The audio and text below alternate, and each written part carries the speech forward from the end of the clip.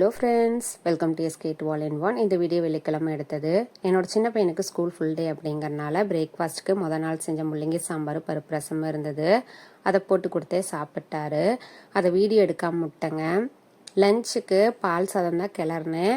போன வீடியோலையே பார்த்துருப்பீங்க, ரிசப்ஷன் போயிட்டு வந்து லேட் ஆயிடுச்சுன்னு.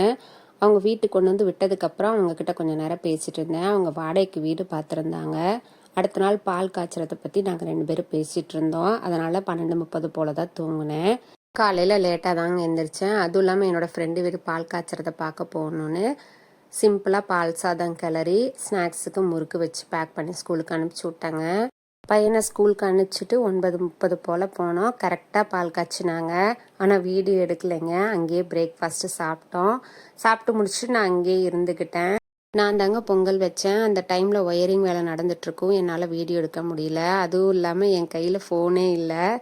பொங்கல் வச்சு சாமிக்கு வச்சுட்டு அதுக்கப்புறம் லஞ்ச் வேலையை ஸ்டார்ட் பண்ணிட்டோம். என் ஃப்ரெண்டோட அம்மா, இன்னொரு அக்கா இருக்காங்க. அவங்களும் எனக்கு ஃப்ரெண்டு தான். நாங்கள் எல்லாருமே சேர்ந்து சமையலை ஸ்டார்ட் பண்ணோம்.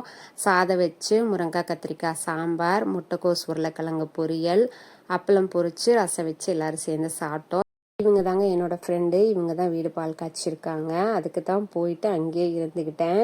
மதியம் சாப்பிட்டு முடிச்சுட்டு காஃபி குடிச்சிட்டு ஈவினிங் போல் தாங்க வீட்டுக்கு வந்தேன்.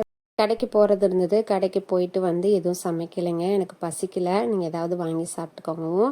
3 பேரும் பணியாரம் வாங்கி சாப்பிட்டாங்க. இந்த வீடியோ உங்களுக்கு பிடிச்சிருக்குன்னு நினைக்கிறேன். தேங்க்யூ.